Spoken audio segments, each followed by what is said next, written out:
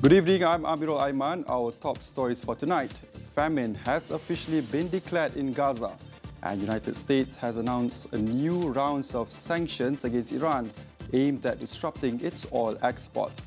That and more coming up on AWANI International.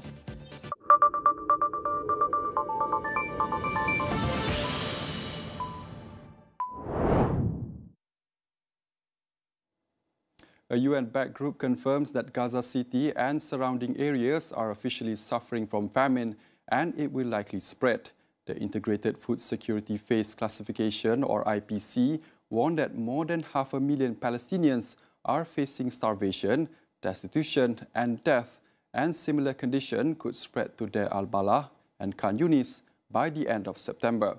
The IPC has upgraded its classification to Phase 5, the highest and most severe level on its acute food insecurity scale.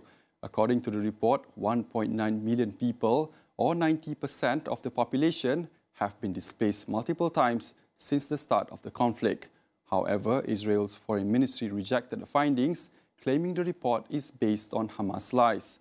It claimed there is no famine in Gaza, citing nearly 100,000 trucks of aid delivered over the past 2 years and a recent sharp decline in food prices. Israel Prime Minister Benjamin Netanyahu has announced the start of negotiations aimed at freeing all remaining hostages. However, at the same time, his cabinet has fully approved plans for a large-scale military attack to take control of Gaza City, despite growing international and domestic opposition. In a video statement on Thursday, Netanyahu added that hostage release and defeating Hamas go hand in hand, but gave no further details on the negotiation. Meanwhile, the Israeli Defense Forces have ordered 1 million residents to evacuate Gaza City ahead of an expected attack, a directive that has prompted warnings from the UN and aid groups about a deepening humanitarian crisis. This marks the first time Netanyahu has publicly addressed ceasefire talks since Hamas signaled a positive response to the 60-day proposal brokered by Qatar and Egypt earlier this week.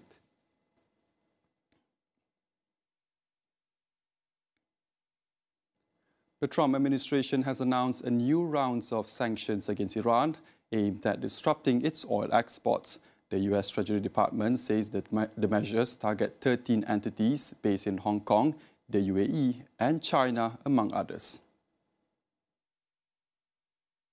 Separately, the State Department sanctioned 2 China-based operators of oil terminals and storage, saying they handled imports of Iranian oil aboard tankers previously targeted by sanctions. The U.S. has kept pressure on Iran's energy sector since a ceasefire between Israel and Iran came into effect in June. The sanctions come after Tehran suspended nuclear talks with Washington, following U.S. and Israeli strikes on its nuclear facilities earlier in the year.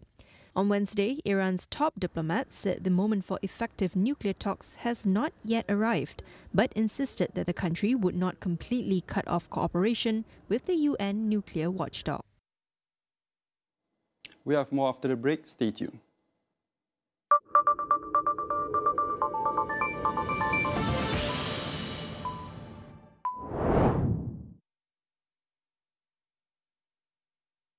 Di dalam setiap berita yang dibawa, konteks amat penting.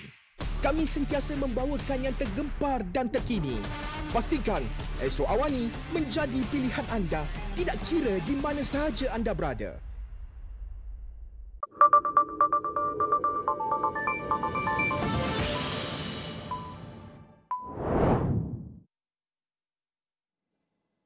Welcome back. As tensions simmer between Washington and New Delhi, an analyst says India is pursuing its foreign policy on its own terms, independent of the US-China rivalry.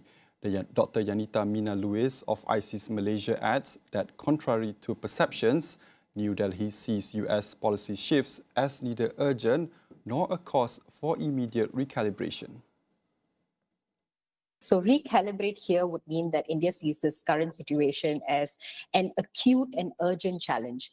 But I do not see it this way. The strength of India's foreign policy has always been its ability to sort of consciously compartmentalize, even with partners like the US. Yes, Trump's tariffs and penalties vis-a-vis purchasing Russian oil has left New Delhi perplexed, but not weakened. Because inconsistencies and hyperboles with its US relations have never been new. So, if anything, the situation has allowed India to vocalize publicly the US double standards with regards to tariffs. And this has in many ways set the tone for similar dissent from other countries. India's relationship with Russia is one of, if not the most important relationships it has, strengthened over decades of defense and political ties. India does not see its ties with any partner through a US lens. So the current deterioration of India-US ties is inconsequential to its already solid and constantly expanding ties with Russia. Indian foreign policy also has always prioritized enhancing ties with other poles in the international system. And this has never been, neither will it be, a response to the state of its relations with the US or even China. Her remarks followed US President Donald Trump's decision to impose a 25% tariff on Indian exports from August 27 as a penalty for purchasing Russian oil, a move India called extremely unfortunate.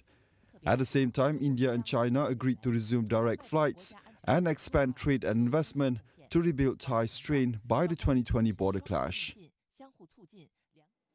In a show of solidarity, Beijing says it firmly opposes Washington's steep tariffs on Delhi and calls for greater cooperation between India and China. Chinese ambassador to India, Zhu Feihong, calls out Washington for being a bully, accusing it of using tariffs as a bargaining chip after long enjoying free trade.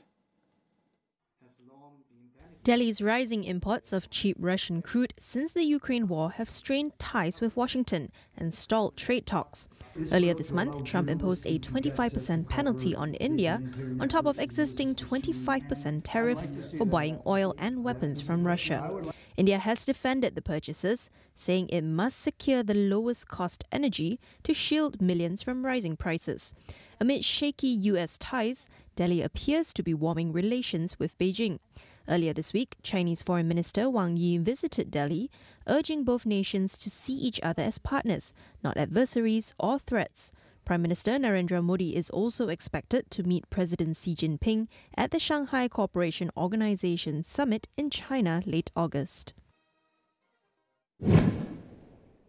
Nvidia CEO Jensen Huang arrived in Taipei Friday to visit chip foundry partner TSMC as the company navigates rising friction between Washington and Beijing over its AI chips.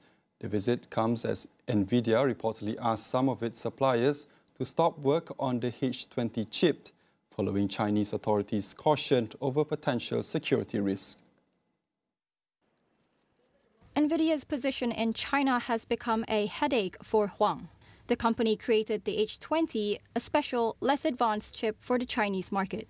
But US export restrictions had blocked sales of the chip earlier this year. Permission to resume sales was granted in July, with Nvidia agreeing to give 15% of China chip revenue to the US government. However, Chinese authorities have since flagged potential security risks, though Nvidia maintained its chips have no backdoors or kill switches. We've prepared a lot of H20 already, but now we are waiting for purchase orders from China customers. And so when we receive the orders, we will be able to produce more. During the Taipei visit, Huang also confirmed that Nvidia is in talks with the US government about shipping a new, more advanced chip to China. Reuters reported that Nvidia has asked some suppliers, including Foxconn and Amkor, to pause H20 production following Beijing's security concerns. Nvidia relies heavily on TSMC for manufacturing its most advanced AI chips, making the partnership crucial to its global supply strategy. Taiwan's President Lai Ching-te says he wants defense spending to hit 5% of GDP before the end of the decade. That is a step up from the government's current target and comes as Washington presses Taipei to shoulder more of its own security costs. The government has already set next year's defense budget at 3.32% of GDP. For the first time, that figure includes spending on the Coast Guard, a move Premier Cho Jung-tai says mirrors the NATO model. Lai warned that threats from China have grown in recent years, and boosting spending shows Taiwan's determination to defend its democracy. The US remains Taiwan's most important arms supplier, even without formal diplomatic ties. At the same time, Taipei has built up its own defense industry, producing everything from fighter jets to cruise missiles. US President Donald Trump has urged Ukraine to fight back with a more offensive stance, a shift from his earlier calls for peace. This comes after Russia launched its biggest drone and missile attack on Ukraine in over a month. Trump criticized former President Joe Biden's approach to the conflict, claiming Biden would not let Ukraine fight back. Following his meeting with Russian President Vladimir Putin in Alaska, Trump proposed a trilateral meeting with Putin and Ukrainian President Volodymyr Zelensky soon, setting a 2-week time frame to assess peace talks. Zelensky said he is open to meeting Putin, but only after allies agree on security guarantees to deter future attacks, accusing Russia of avoiding real negotiations and refusing to end the war. Moscow, meanwhile, claims Ukraine is not serious about long-term peace, rejecting Kyiv's demands for guarantees and as incompatible with Russia's terms. Separately, Putin is also scheduled to meet Chinese President Xi Jinping at the Shanghai Cooperation Summit in China. Over in the US, a federal judge has ordered the closure of President Donald Trump's migrant detention center in Florida, known as Alligator Alcatraz. The ruling also bars officials from bringing new detainees to the site or undertaking any new construction or expansion work. The 82-page decision states the facility has caused severe environmental damage to the Florida Everglades, a UNESCO World Heritage Site. It gave the Trump administration 60 days to begin dismantling elements of the facility, including temporary fencing, lighting fixtures, and generators. Alligator Alcatraz has been promoted as a centerpiece of the Trump administration's crackdown on illegal immigration. Designed to hold 3,000 detainees, the facility was built in the middle of a Miami swamp home to alligators, crocodiles, and pythons, which Trump claimed would keep detainees from escaping. The state of Florida has already filed an appeal, with Governor Ron DeSantis vowing to do all he can to support the government's efforts of removing undocumented migrants. Germany's economy shrank more than expected in the second quarter, dragged down by a weaker performance from manufacturers. The drop reflects softer demand from the United States, Germany's top trading partner, after heavy stockpiling earlier in the years to avoid tariffs. GDP fell 0.3% from the previous quarter, steeper than the 0.1% decline first reported. Industrial output disappointed and investment also slid, underscoring the challenges facing Europe's largest economy. The contraction is another setback after 2 years of recession following Russia's war in Ukraine. The Bundesbank now warns growth may stagnate again in the third quarter. Still, there is some optimism on the horizon. Berlin's plans to sharply increase defense and infrastructure spending are expected to support growth, though the benefits may not be felt until 2026. A Thai court on Friday dismisses a royal insult case against former Premier Thaksin Shinawatra. Judges ruled there is insufficient evidence to prove he insulted the monarchy, an offence carrying a penalty of up to 15 years. The decision marks the first in a series of high-stakes rulings involving the influential Shinawatra political dynasty. The case, filed by the royalist military, stemmed from a 2015 interview Thaksin gave to foreign media. The Bangkok Criminal Court said his remarks did not defame, insult or threaten the king, and he was therefore found not guilty. Thaksin faces another legal test in September, when the Supreme Court will decide if his 6 months in hospital detention should count as time served.